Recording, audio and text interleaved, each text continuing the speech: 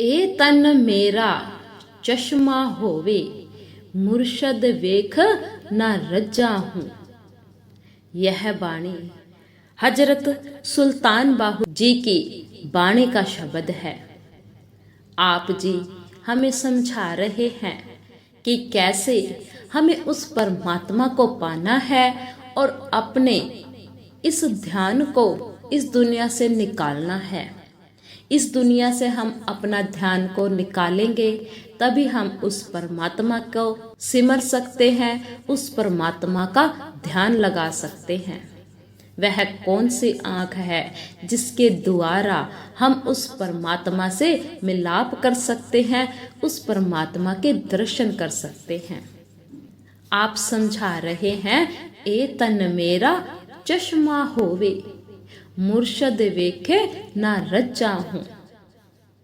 आप समझा रहे हैं संसार में हम अपने इन दो आंखों से जो देखते हैं वह सब माया है, नश्वर है, एक ना एक दिन खत्म हो जाना है। आप समझा रहे हैं कि यह जो तन है यह भी एक पिंजरा है।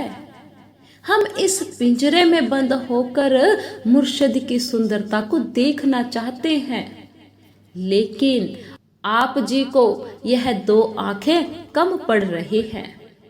वह कहते हैं हे खुदा, है परमात्मा, यदि यह पूरा शरीर ही आंख बन जाए तो शायद मैं अपने मुर्शद के नूर को भरपेट देख सकूं।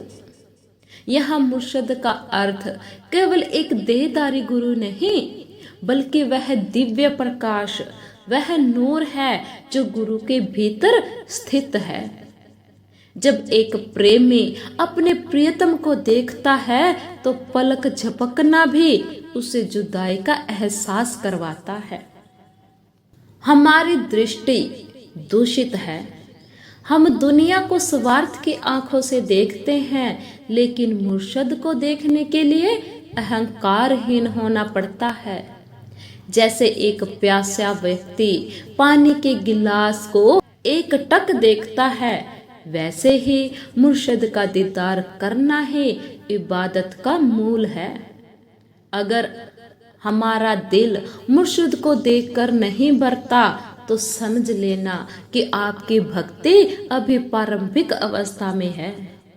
मुर्शिद का चेहरा वह दर्पण है जिसमें आत्मा अपने खुदा को देखती है। रज शब्द का प्रयोग आप जी ने कितने चतुराई से किया है। संसारिक भोजन से तो तृप्ति हो सकती है, लेकिन रूहानी दीदार तो जितना मिलता है उतनी ही भूख और बढ़ती है। यह वह प्यास है जिसे इश्क ए हकीकी कहते हैं। लो दे मुड़ लख लख चश्मा, हिक खोला हिक कज्जा हूँ। अब आप हमें समझा रहे हैं। आप कहते हैं मेरे रोम रोम में लाखों आंखें हो। यह शारीरिक नहीं बल्कि एक सूक्ष्म अवस्था है। ध्यान की गहराई में जब साधक जाता है तो उसे अपने भीतर एक ब्रह्मांड दिखता है। आप जी कहते हैं एक आंख खोलूं, एक बंद करूं। यह तकनीक है, यह निरंतरता का प्रतीक है। जिस तरह घड़ी की टिक टिक कभी नहीं रुकती, वैसे ही रूहानी दीदार का प्रभाव भी कभी नहीं रुकना चाहिए।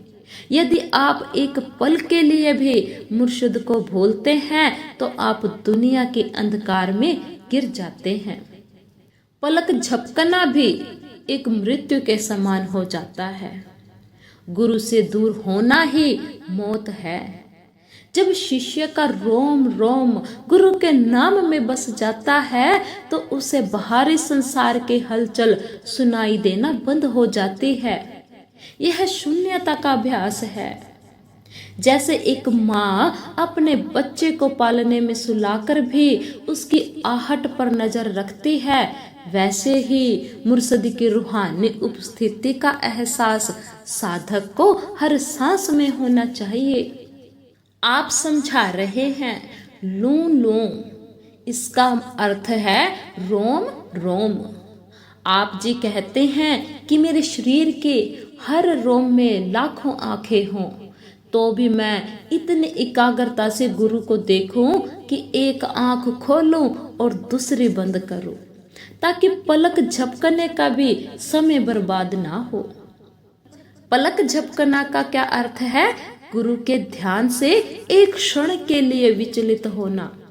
संसारिक दुनिया में हम हर पल विचलित होते हैं, हमारा मन भटकता रहता है।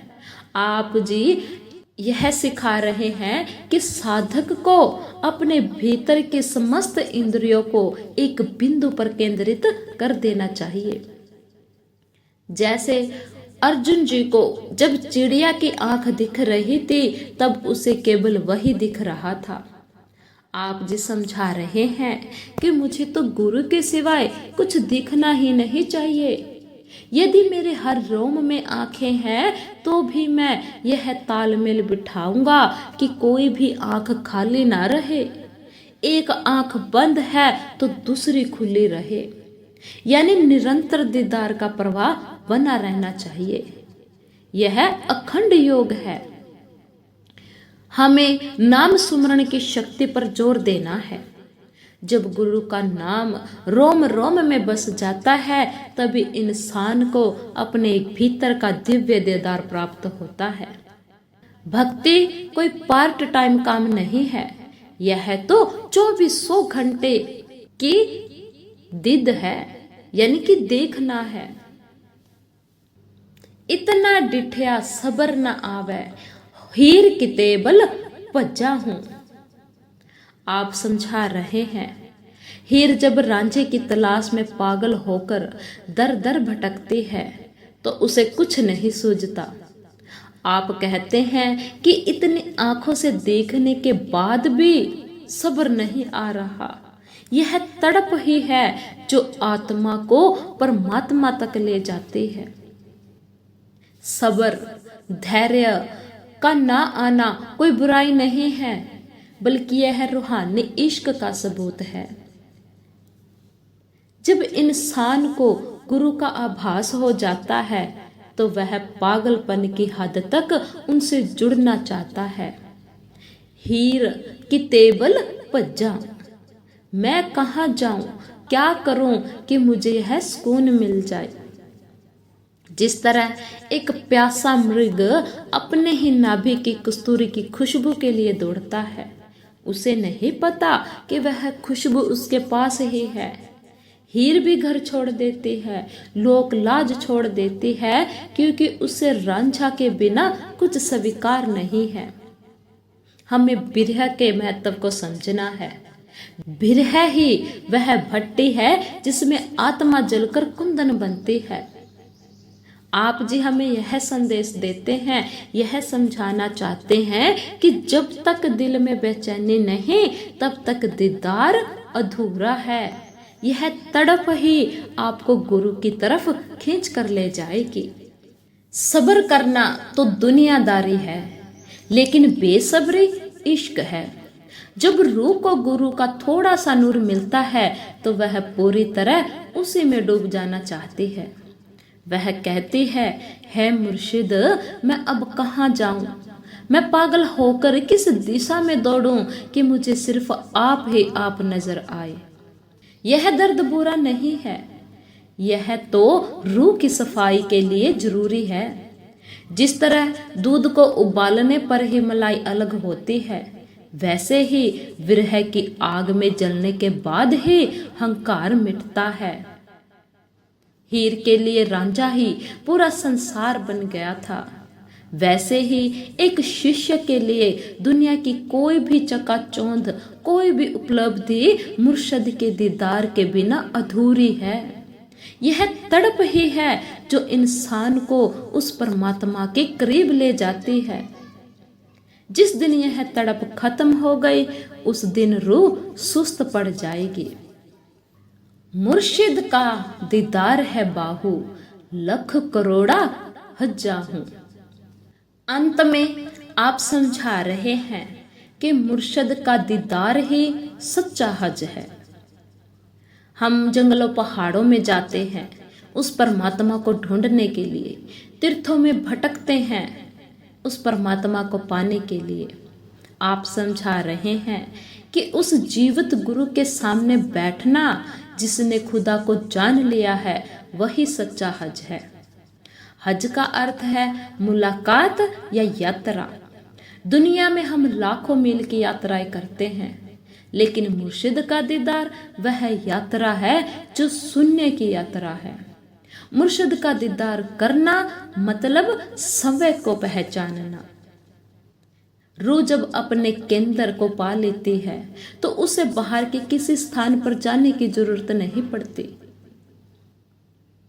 जैसे गंगा को सागर में मिलने के बाद कहीं और बहने की आवश्यकता ही नहीं रहती।